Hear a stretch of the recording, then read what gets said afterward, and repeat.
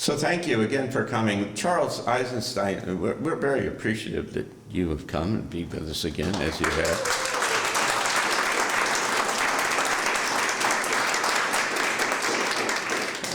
Charles is always a kind of mind-bending experience, you know?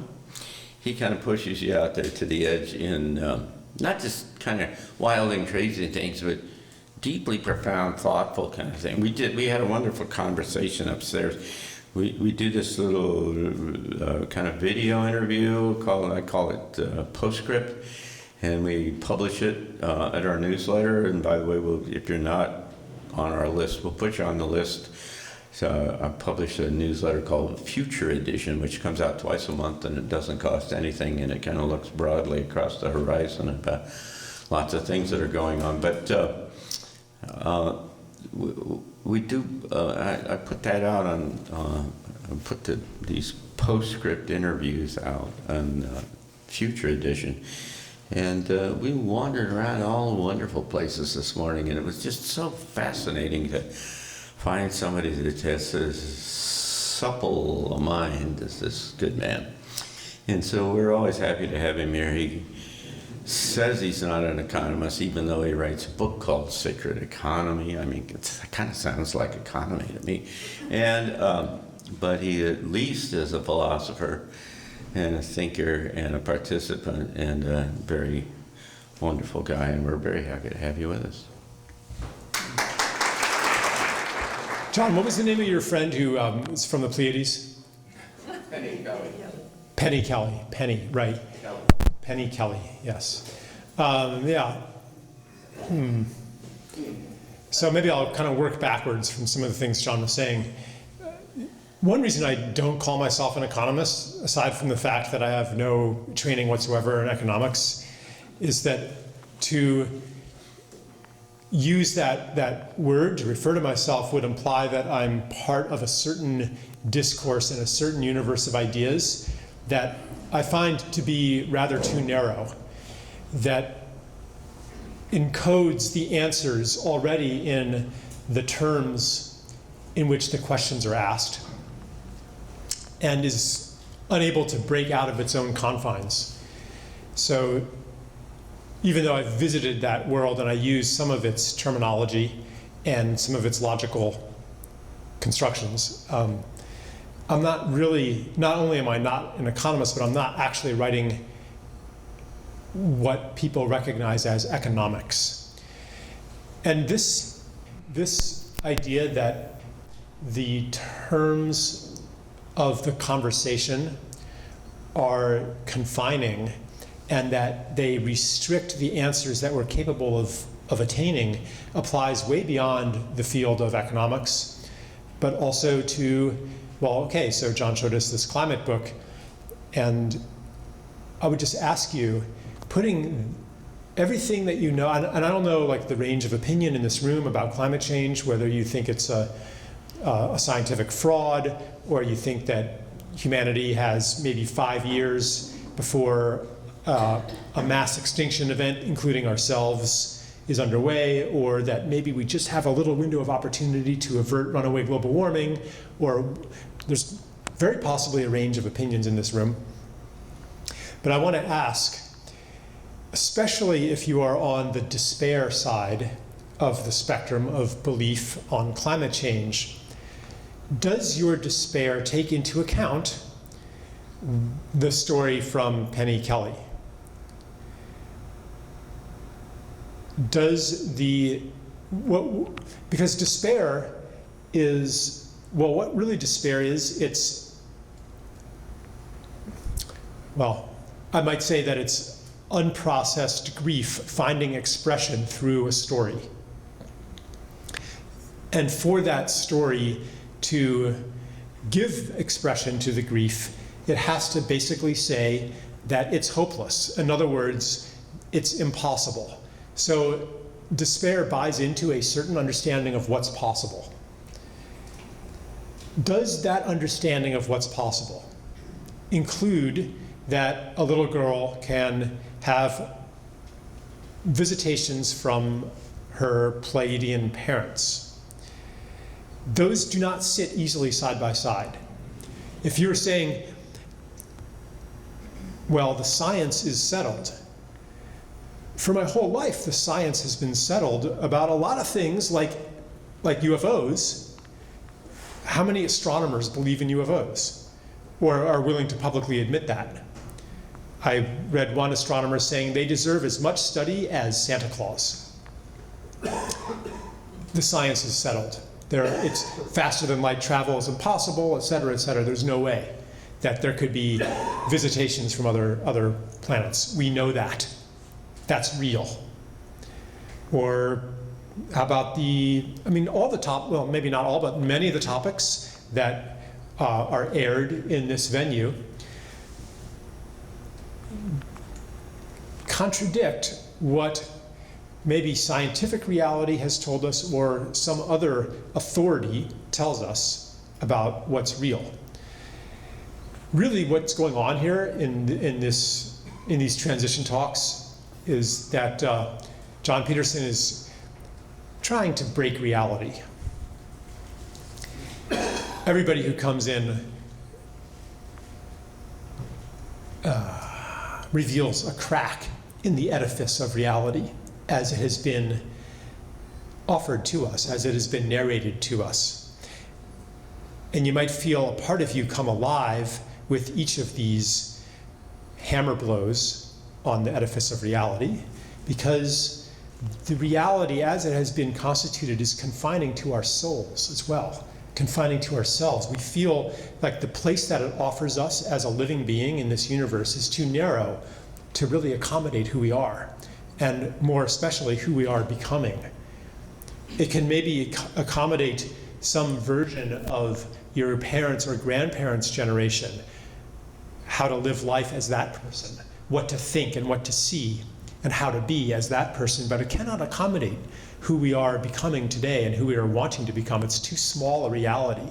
So these revelations of cracks in that edifice feel like food for the soul. They feel liberating. It's not just some intellectual plaything, but it's a medicine.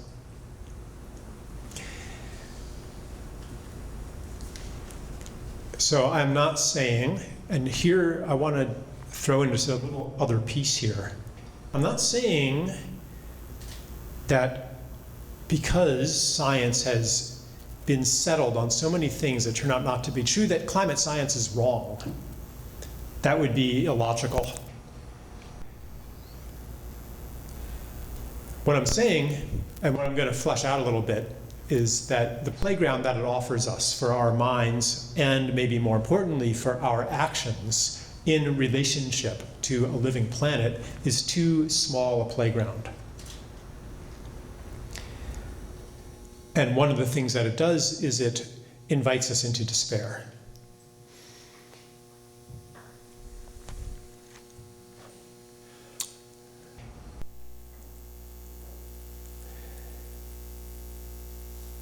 I mentioned, I gave you that little disclaimer that I'm not about to lay out a case against anthropogenic global warming, because in our incredibly polarized political environment, as soon as most of us, I would venture to say, I'll use the word we to refer to the dominant outlook in our society. As soon as we hear something that does not easily fit into one or another polarized position, especially the position that you identify with, then immediately there's a suspicion, uh-oh, maybe this guy's on the other side. Maybe he's on the other team. What I wrote in that book,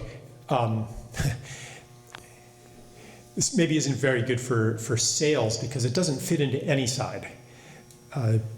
People in what I call the climate mainstream are just as disturbed by it as people who are on the, who people call climate denialists. I call them climate skeptics.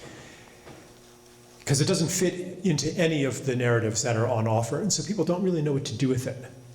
But I think that, and I'll say some things about it, and maybe you'll find that, like the offerings here, it reveals or maybe even widens a crack in the edifice of reality and gives some air to your soul. The basic, Patty Kelly. I mean, you can easily, let me just add one more thing in case you're thinking it. You can easily reconcile her report with the edifice of conventional science. Easy. All you do is say she's making it up. She's deluded. It wasn't real. She's hallucinating. Something happened in her childhood and she's dissociating. There's an explanation. It's misfiring of her neurons, something like that. And you can preserve reality as you have known it. We always can do that. Our stories, I like to say that they have an immune system. When they are strong and when they are coherent with a state of being and a certain part of our life path, then we will keep out any anomalous data points, recognizing that they are unwelcome for us to fully live out the stage of human beingness that we are in. When we're reaching the end of that stage of human beingness, when something else that has maybe been long buried seeks to flower, then our psychic immune system lets down its guard and anomalous data points come in that cannot be easily dismissed. So for some of you, it might be, now this was a second-hand report of an experience, but maybe some of you run into your own friends who have experiences that don't fit into reality. And you can't just dismiss it. Yeah, theoretically you could say, well, they're making it up. They're trying to make me think they're special. They're confabulating. They're et cetera, et cetera. But you don't really believe you're explaining away. And then maybe it happens to you. And when it happens to you, that means that you are being invited into not only a larger worldview and a larger reality, but also a larger version of yourself. Something dormant is coming into expression.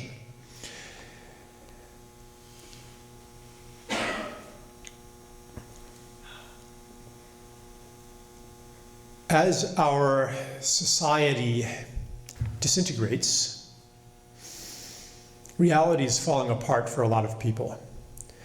Here's another genesis of despair.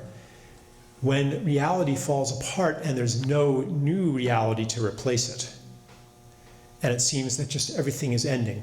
And it's like, it's not only reality that's falling apart, it's the self, the identity, who you thought you were. Because how do we define ourselves as a being? It's in relationship. This is an element of a new story, a new and ancient story of the self. Who we are is relationship. We are a nexus of relationships. Self and world are intimately interconnected. So many kind of new age alternative things are sourced in this understanding. John and I earlier were talking about, well, do beliefs create reality, and can you actually change your beliefs through an act of will, et cetera, et cetera? Like there's many ideas that you're familiar with out there along those lines. And I don't think that it's that simple, that here's the new master of the universe manipulating reality by consciously changing his beliefs. You may have tried this before and found that even no matter how many times you repeat the mantra, I live in perfect abundance and health, that there's part of you that doesn't believe yourself. And you're like, yeah, let's check the bank account and make sure. See, it told you so. So can you actually change your beliefs through an act of will? I don't think so. I think that beliefs are part of a larger construct that includes this state of being, this moment in the evolution of consciousness, where it's necessary to have certain beliefs anyway. There's this, so despair, yeah, this dissolving, and sometimes a period of time where there's nothing to replace it.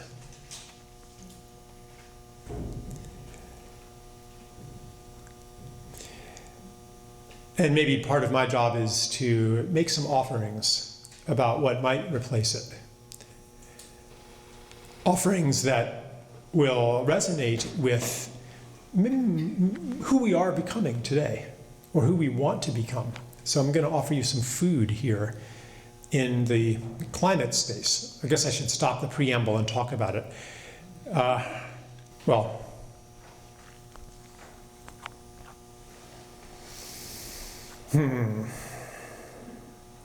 The basic premise of my book and my thinking on the matter is really simple. It's that Earth is alive. And today I will go further than that to say Earth is also conscious, even intelligent, that Earth is a being, and that environmental destruction comes from seeing Earth otherwise, seeing Earth not as a being, but as a thing. Therefore, any remedy for climate change or the ecological crisis more generally that is based still on Earth as thing, on a geomechanical view, is not a deep enough solution. It doesn't get to the root of the problem.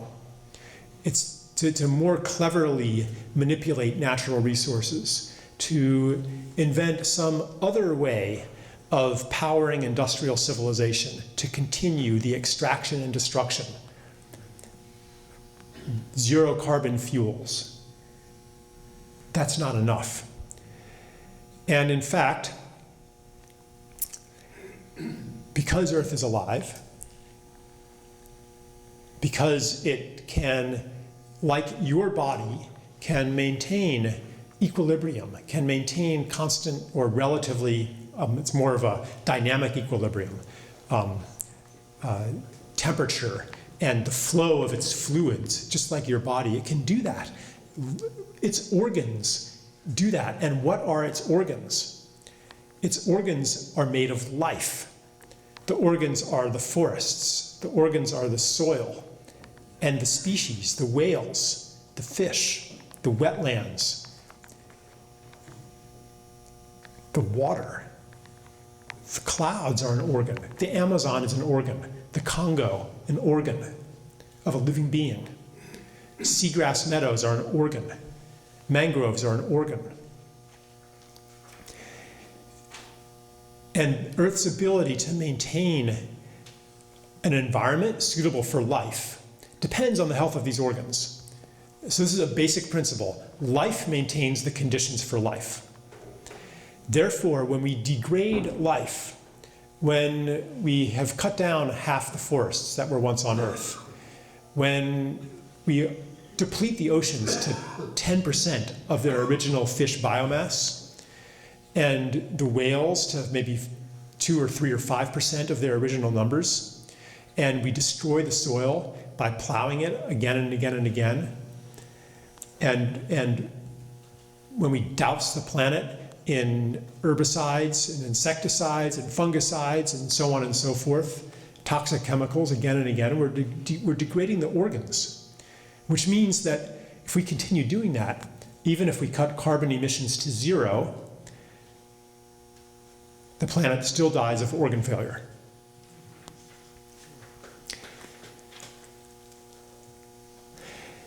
So why the fixation on cutting carbon emissions? I'm not saying that they're not bad, that they're not dangerous. I think that rising levels of CO2 put even more stress on a system that's already degraded, offering it a challenge that it is not well equipped to handle because of the destruction. I mean, it's the livingness of this planet. It's hard to imagine how alive the planet was compared to today, just a few centuries ago. But you can read accounts of it. of the first Europeans to visit this continent, standing in Narragansett Bay or off Cape Cod or something, and looking out. Today, like if you see a few whales, it's exciting, right? But they would see thousands of whales. You couldn't even see past a certain distance because the air was full of the mist from their breathing. Or you'd look at, there would be islands that would look like as if they were upholstered in white from all of the seabirds that were there. The cod fishery, we call it a fishery, but the off Newfoundland, it was the fish were so thick that it was an impediment to shipping. Like you couldn't even sail a ship through it. You've heard of passenger pigeons, flocks that covered the entire sky from horizon to horizon. And so much of that livingness has been depleted. And this goes back thousands of years. We would like, see this, so I asked the question, why the fixation on CO2? It's convenient. It's a one thing that we can fight and solve everything. The one important thing, the crusade, evil. And those who are on the side of CO2, that's team evil. And we are on team good. That is a familiar way of thinking. It is also a familiar way of thinking to think of the one thing that'll solve all your problems. We've been immersed in such a way of thinking. It's called money, isn't it? The number to maximize, or the number to minimize, the number to base your accounting on so that you know what to do. And so you take the same logic of a business decision and you import it or export it onto environmental decisions. Here's the quantity. And then our entire civilizational apparatus of domination and control and reductionism and determinism, all these things we have a place to exercise them now. So it's comfortable to blame everything on CO2. And you see it happening. You see any problem you can think of now is getting blamed on global warming. More tornadoes, more hurricanes, immigration getting blamed on global warming. That and Vladimir Putin, I just read that opposition to 5G, and I also read opposition to GMOs and opposition to vaccines. If any of you are opposed to any of these things, you are a stooge of Vladimir Putin, who through his Russian trolls is sowing dissension in our democracy and causing us to be divided. So here, and why is that? I mean, it seems, I don't know, hopefully it seems absurd to you guys that it's Vladimir Putin and Russia that is sowing,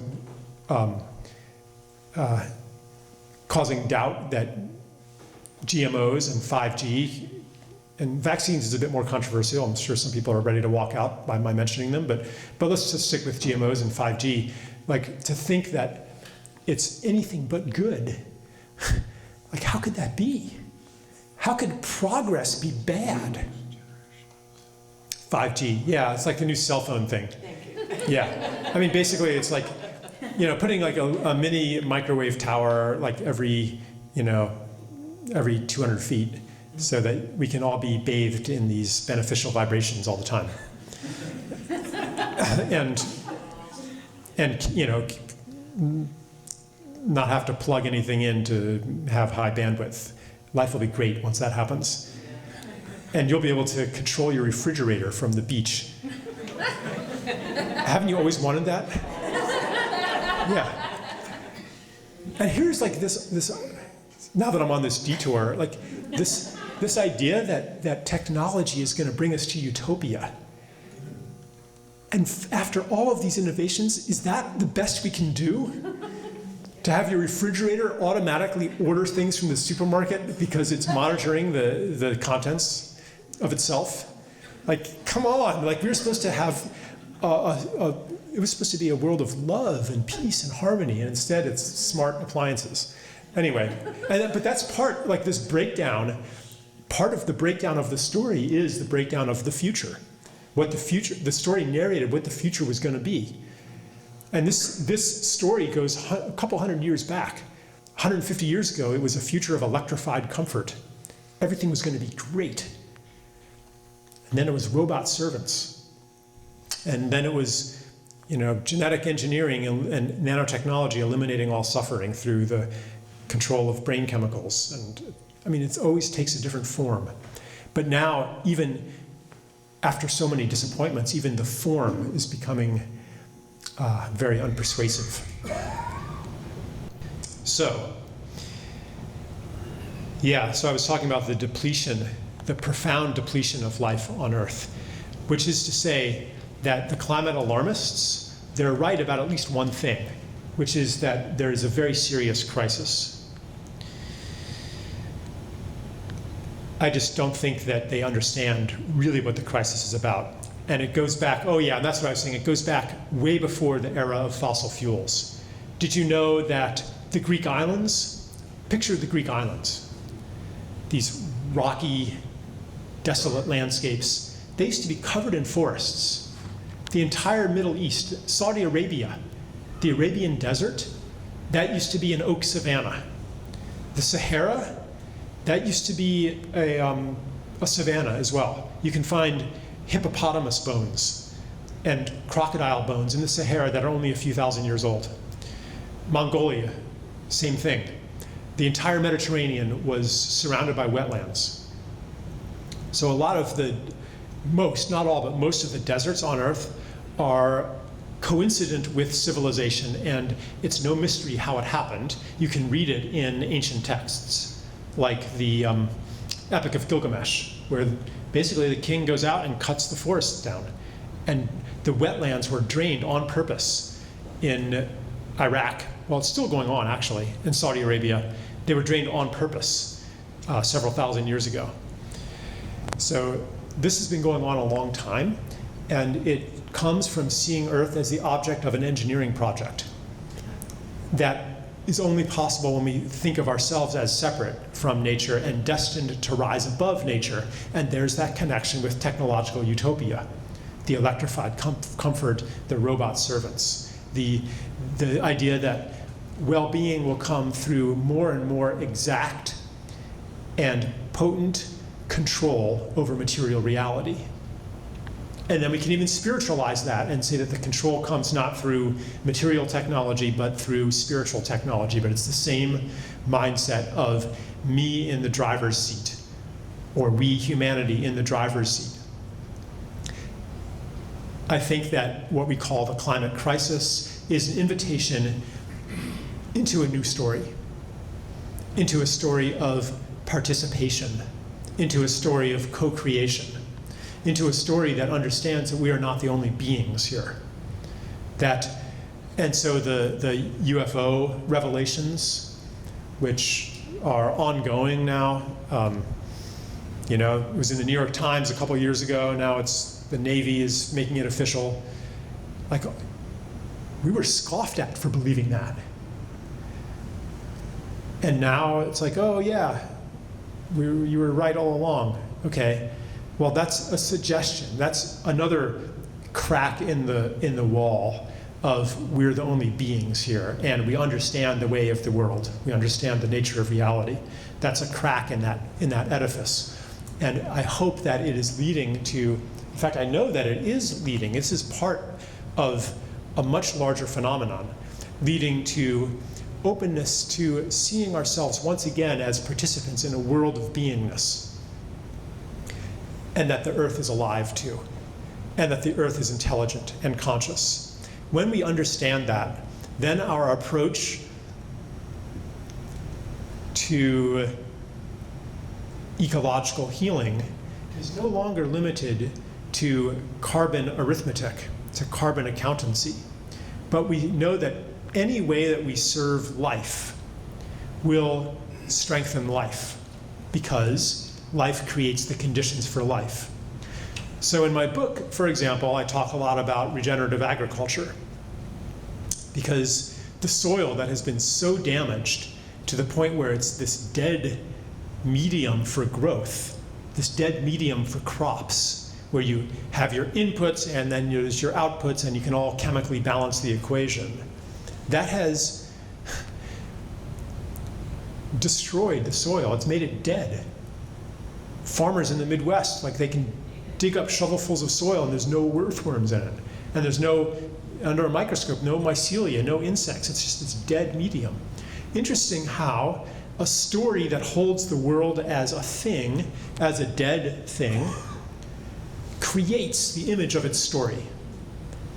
And here is a hint of this kind of metaphysics that I was mentioning earlier. Like, what is this intimate, mysterious relationship between self and world, between belief and reality, between story and reality, is really what I would say. I don't pretend to understand it, but I know, because I've seen it so many times, that the story that we hold about the world, or even the story we hold about another person, is an invitation for them to become that story. You've seen people who are very, very trusting and generous and just love people, and people respond to them really well. And people who come into any situation with wariness and hostility because they know that you're out to get them. Like, they kind of provoke the same thing.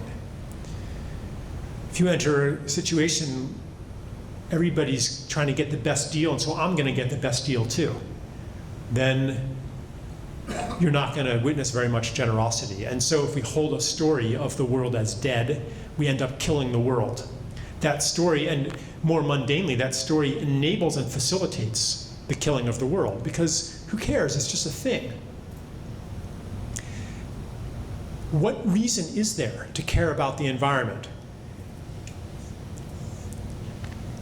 Here's a little illustration to drive home the point.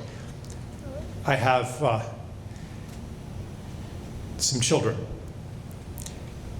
The youngest is 6, and my other ones are grown up mostly, and I was pretty happy to be done with the whole thing. You know, the diapers and the reading the Cat in the Hat and all that. Like, I mean, I loved that part of life, but I was pretty much done with it. And then I fell in love, and my wife really wanted a baby, and you know, she was 40 already, and it was, okay, all right, I'll do it again. Anyway, what if I told you that I'd kind of regret it? And I'm like, I could be free. And here I am taking care of this kid. What do you say if I just, I'll sell him to the salt mine. I'll sell him to the human trafficking ring. How about that? What do you think, guys? Is that a good solution? Not only will I be free of them, but I'll get money too. Why shouldn't I do that? And you say, Charles, if you do that, then you could get in trouble with the law. What's that? Yeah, he'll have issues, and he won't support you when you're old. Yeah, and the neighbors will think terribly of you if you do that. And I say, yeah, you're right. I guess I will take care of him. You can see that there's a problem. And that this whole conversation is premised on why I should take care of him for my own benefit. Like, when I ask the question, I'm already offering the wrong playground of conversation. I'm already smuggling in a premise that there's no love here, that he's not a being, that the only valid reason is what bad is going to happen to me. If you love somebody, you never ask, well, why should I take care of them? Love doesn't work that way. If you love somebody, their happiness is your happiness. Their pain is your pain. You don't have a reason why. Most of the environmental arguments that I see in the public space are essentially, do it or bad things will happen to us. Save the environment because the sea levels will rise and inundate our cities, because it'll cause X trillion dollars of economic damage. The world's fisheries are worth $82 trillion. And the idea, like, I understand the Amazon is worth whatever, $200 trillion. Here's the ecosystem services it provides, et cetera, et cetera. I understand the motivation here. It's to give value to what we have not valued before. So I resonate with that motivation, but underneath that reason is the suggestion that it is valuable because it is worth this amount of money. And the implication then is that if we could make double that, say 400 trillion, by cutting down the Amazon, selling the lumber, extracting the oil, extracting the copper, extracting the gold, extracting the rare earths, et cetera, and building a gigantic parking lot there, and make 400 trillion instead of the 200 trillion that it's worth in ecosystem services, then we should do it. Because we've established as a premise of our reasoning that it's worth $200 trillion. So I think that this is a huge mistake in the environmental movement, and it didn't used to be like that. Back in the day, save the whales. No one was saying, save the whales or bad things will happen to us. It was, these are beautiful, sacred beings. We love the whales. We don't need a reason. Look what's happening. But when we take for granted world as thing, then what does it matter? You have to give a reason based on what's happening to us. And so those reasons and that line of reasoning contribute, they enforce what I'm calling the old story, the story of separation.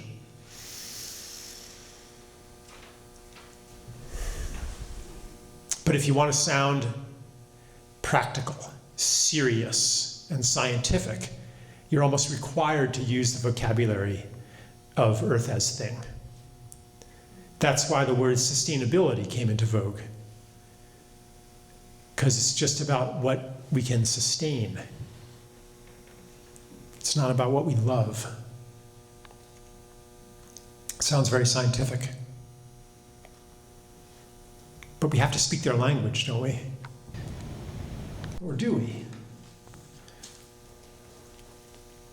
Maybe we've made a bargain with the devil by agreeing to play on that playing field, the playing field of self-interest.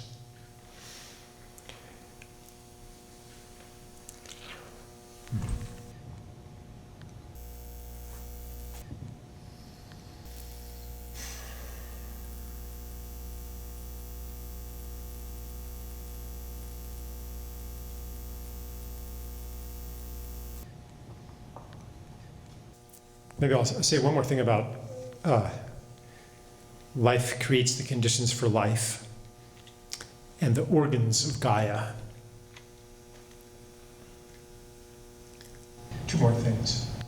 One is that I'm not abandoning science in doing this. In fact, in my book, I have all kinds of examples that illustrate how indeed life creates conditions for life.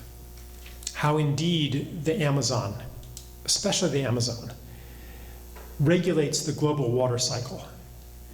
And not just the Amazon. The Congo is super important also, and the rainforests of Indonesia, whatever is left of them, and all forests actually, but especially the Amazon, by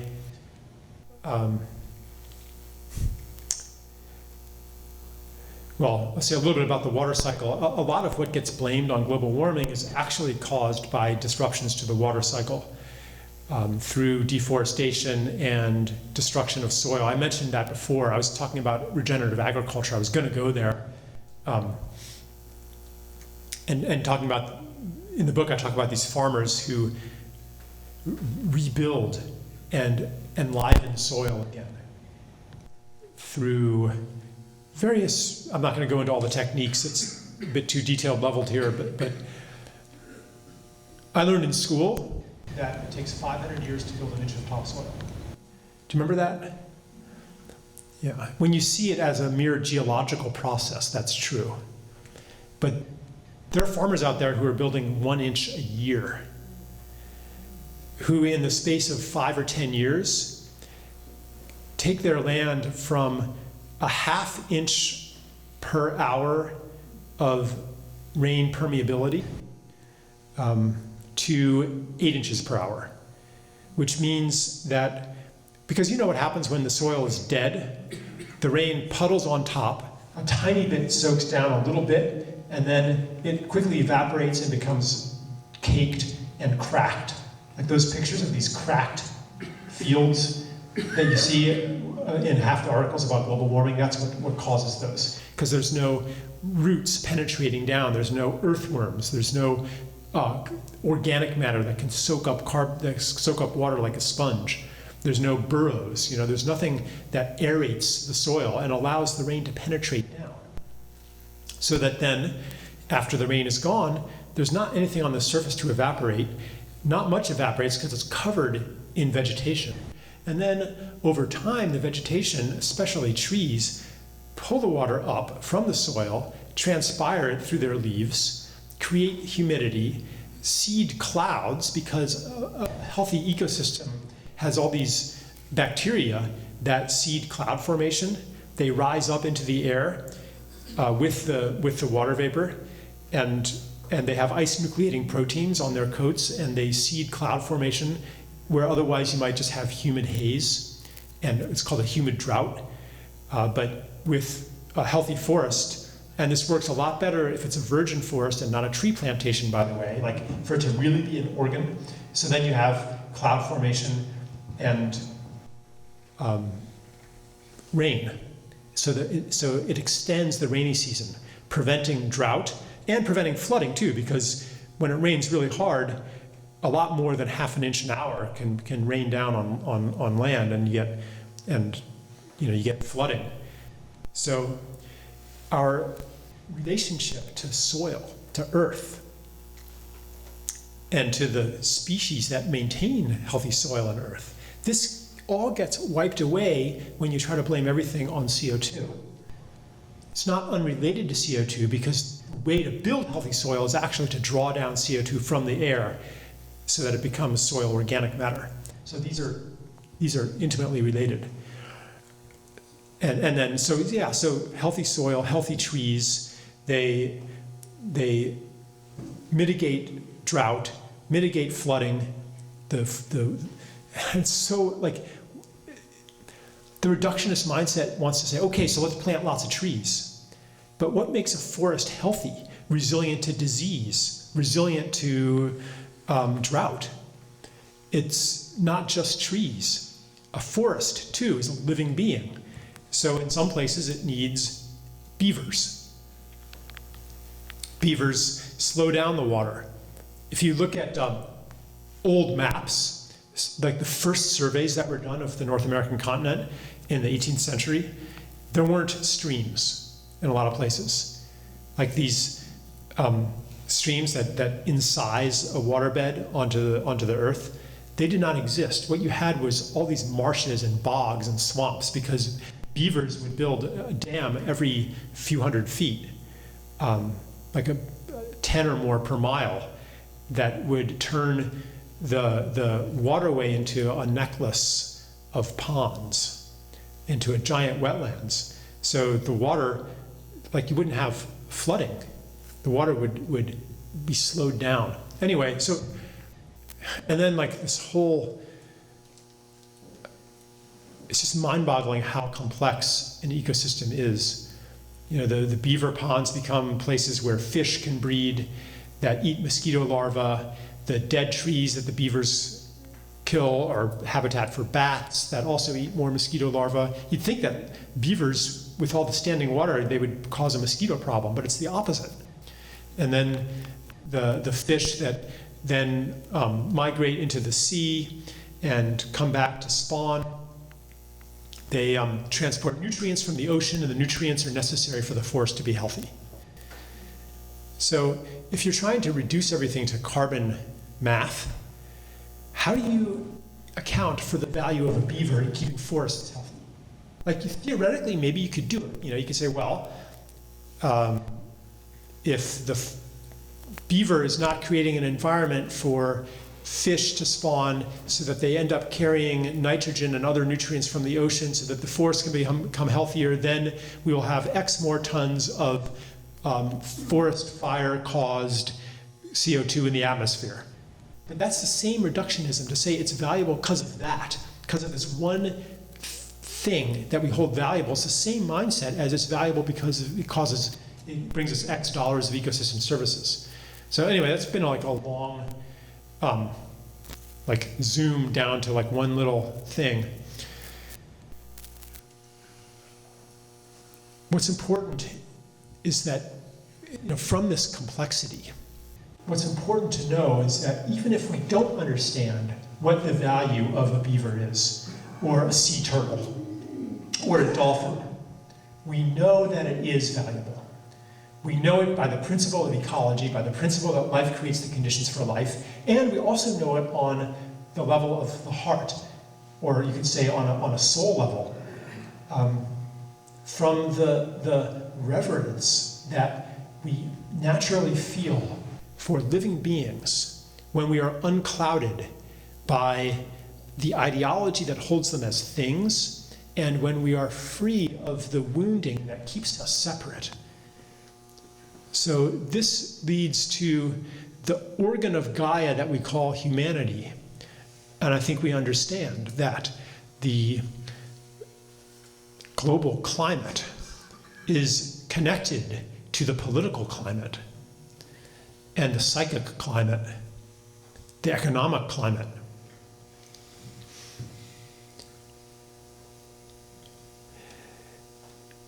Therefore, if your work in the world has nothing to do with climate marches, but it is to serve life in some other way, to serve maybe the healing of trauma, to serve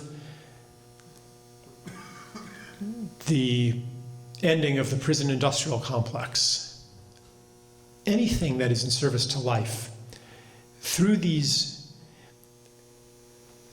indirect connections, this web of relatedness, is also going to help the climate, which is bad news for those who identify with saving the world because they are seeking to limit carbon emissions. And I heard, I won't name who it was, but I heard one of the top, and I hear this a lot actually, one of the top climate activists in the world speaking at a conference and saying, you people here are doing the most important thing that human beings have ever done. You are saving the world. And I'm like, all of a sudden, my alarm bells go off. How much damage has been done on this planet by people waving the banner of saving the world? Therefore, anything is justified. This is the most important thing, and anything else that you guys are doing, sorry, not important. Secondary, less important than what I'm doing. That mindset is part of the problem.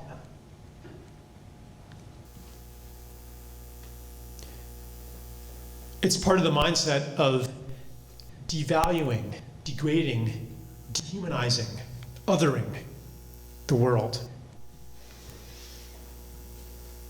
And the revolution that we are in to bring beingness back to the world in our perception, it's the same revolution as to bring beingness back to the marginalized and exploited people. And I'm not just talking about social justice here, marginalized and exploited and othered and dehumanized races and genders and cultures, but a more general pattern of demonizing the other, your political opponents. It seems tempting to dehumanize them, to make them an object of ridicule, indignation, to rally the troops, to fight evil. But that's a bargain with the devil too. And from my somewhat on the spectrum perspective, it bears the additional problem of being inaccurate. To ascribe people's bad behavior to their evil is really to shirk an explanation. Why do people do bad things? Is it because they're bad?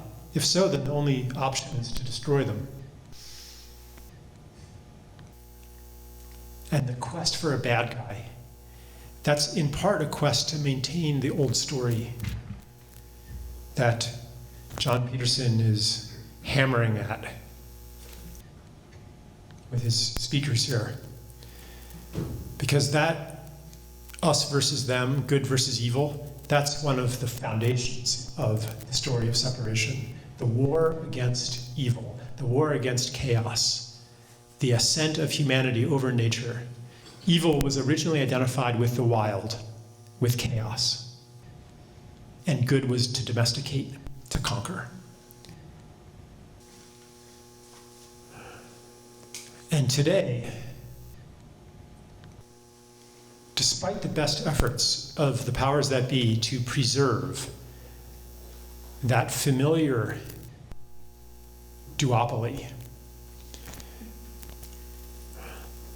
the storyline of the war on evil is really falling apart on two levels. One is that the first thing that happened, without questioning evil, after World War II, the possibility of a final victory over evil through its total destruction became impossible with nuclear weapons and mutually assured destruction. This basic solution in the armamentarium of civilization, of destroy the enemy, burn down their cities, plow salt into their fields, just like Rome did with Carthage, destroy them completely, total war, total victory, and we will all live happily ever after. That became an impossibility. And we did not know what to do with that. So that's one crack in the facade. And then the second thing is the growing realization that the other side is maybe like us, that the people that we vilify the most mirror something in ourselves, some shadow aspect of ourselves, that if I were in their circumstances, I might do as they do. It's called compassion. Compassion is, what is it like to be you? This thing that I judge, is there an explanation from your history, from your circumstances, that if I knew it, I would understand? Oh, that's why. From which forgiveness is natural. When you really understand why somebody did it, all of the pressures they were under, then you can't be in judgment anymore. And this is a growing consciousness. You see it in film now, in mass entertainment, creeping in there. Still a lot of good versus evil, but there's other storylines now too that are emerging that reflect a new consciousness, that understands that we are not going to create a more beautiful world by finally conquering evil once and for all, and that in fact that mindset is part of the maintenance of a less beautiful world. The mindset of war.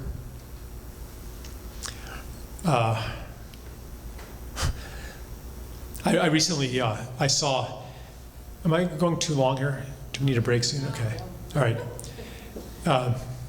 I recently saw Avengers Endgame. Has anybody seen that? Yeah, a few people saw it. I was sitting, I went with Stella, we had a date night. I was like, okay, everybody says this movie's so great, so we saw it, and I was like, how could such an atrocious movie even be made and bring in $2 billion of revenue? And I whispered to her, actually I didn't have to whisper because we were the only people in the theater except for a woman and her 2 kids, because it was long after the launch that we saw it. And I said to her, they say that a shared ordeal makes a marriage stronger. We almost left, but my anthropological bent kept me in the theater through the entire interminable 3-hour ordeal. And I realized, so this will contain a plot spoiler, if a movie like that could even be spoiled.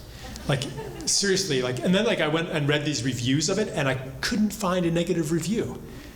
Like, hardly, out of a couple hundred reviews, there were 2 negative reviews that I could find. So, I mean, I was just like, have I entered a different reality? Am I crazy here? Anyway, what I noticed about the movie, though, so the plot spoiler, basically, the bad guy, there's a bad guy in the previous movie, Thanos, his name is, and he succeeds in his evil plot to destroy half the life in the universe, including half of the Avengers. They just disappear into a puff of dust. And he wins, and then disappears to some bucolic planet somewhere. And so the new movie begins, and society is like, there's, you know, weeds in the streets and stuff because half the people are dead, and the remaining Avengers, they decide that they're going to go kill Thanos, and so they go find him on his retirement planet, where he's become, I kid you not, an organic gardener. Like, his suit of armor is hanging up, you know, on a post, and he's like pushing a wheelbarrow, you know, and like, yeah, and then so what do? They confront him, and they say, where are the Infinity Stones, these magical stones that he used? And he says, well, I destroyed them because the job is done, and, you know, nobody should have that power. And he said, you know, I kind of regret I was too harsh on my daughter or whatever. So they kill him. And then they use time travel to try to undo what Thanos has done and to bring everybody back to life. So they go back in time. But in going back in time, not only do they bring back everybody who he killed, they bring back Thanos too.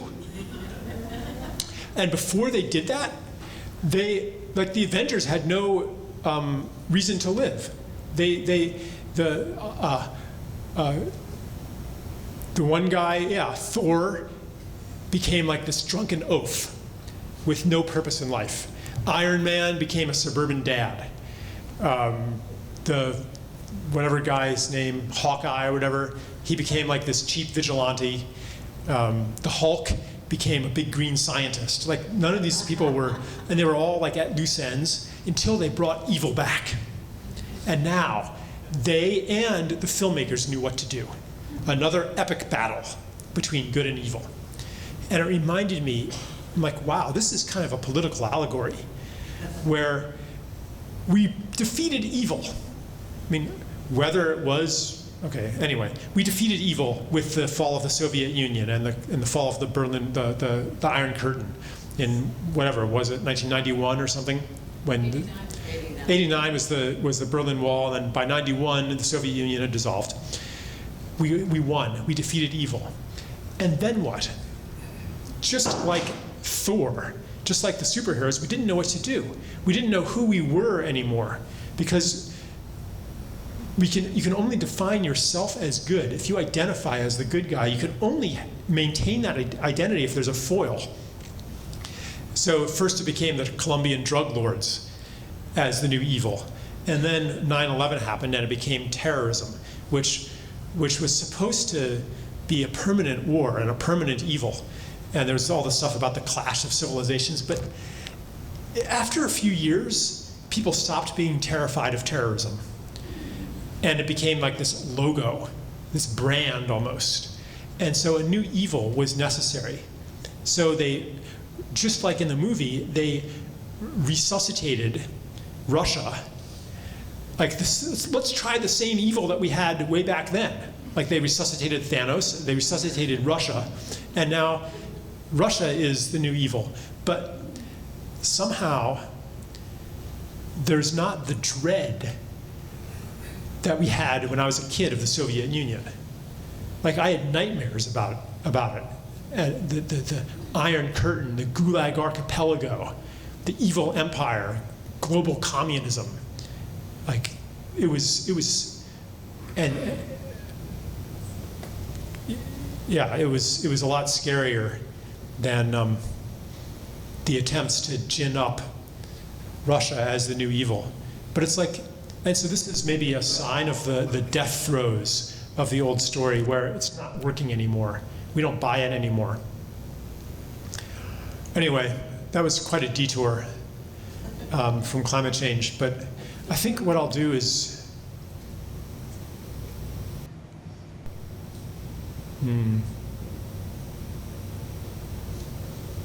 let's see if there's one more thing I want to say before I throw it out for some questions.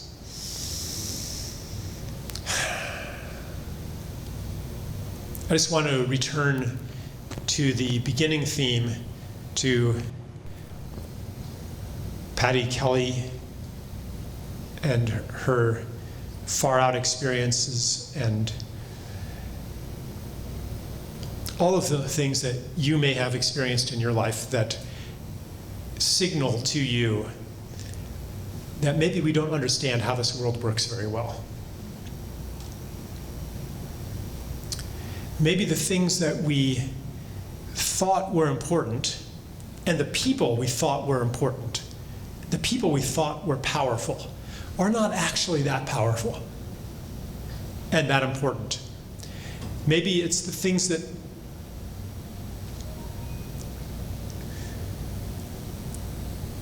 we marginalized, the actions and the choices that we marginalized, that were invisible. Maybe these exercise a power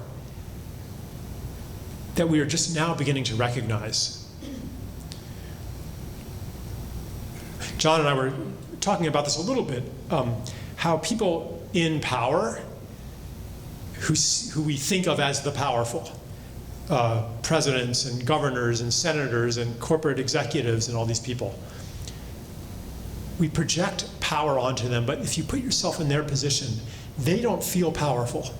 They feel totally constrained by the subculture that they're in, by the pressures that they are under, by their constituencies, by their pressure groups, by the institutions, by the bureaucracy, by the deep state, whatever you want to call it. They don't feel powerful. They feel that they have a tiny bit of wiggle room, and if they step beyond that bound, they're out of there. They get politically assassinated, maybe not literally, but they get chopped down. They get fired by the board of directors. They have very little leeway. They don't feel powerful. Who is the actual power in this world?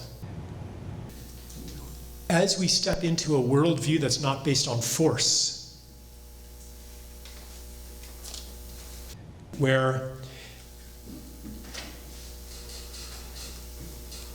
or you could say where we have the alliance of beings much bigger than ourselves, like a planet.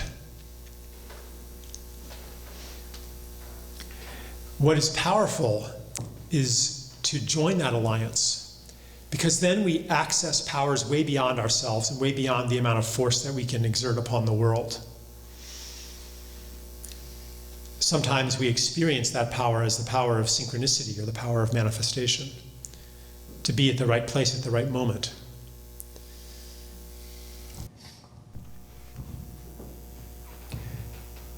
Sometimes, I'll just mention the principle of morphic resonance, Rupert Sheldrake's term, that any change that happens in one place creates a field of change that makes the same change happen more easily everywhere else. The field of kindness that is generated by an act of kindness, the field of compassion, the field of generosity.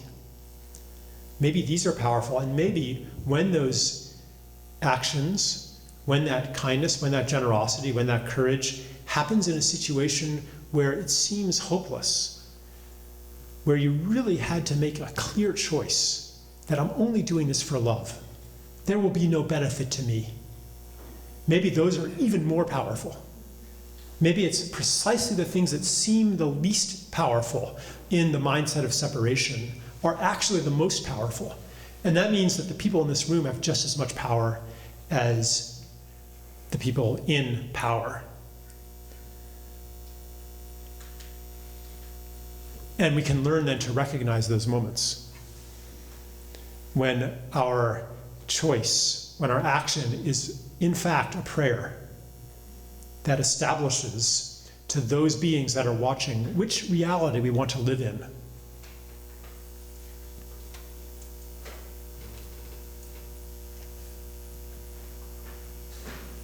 And that prayer is the most powerful when we think no one's watching, because it's the hardest then, and therefore it's the clearest statement. Which means, that we can all save the world. Besides, I don't think that it's actually a matter of saving the world. Well, actually, there's a whole, no, I'm not going to do that part of the talk. I'll just say that what's at stake is much more than our survival. But yeah, so I'll thank you for all of the work that you are doing to save the world that may not be recognized as such. And I'd like to give that recognition to the things that the big guys, whether they are the climate activists or anybody else, think are not important. But give some recognition to those things and to those people, the humble people. The book is dedicated to the humble people.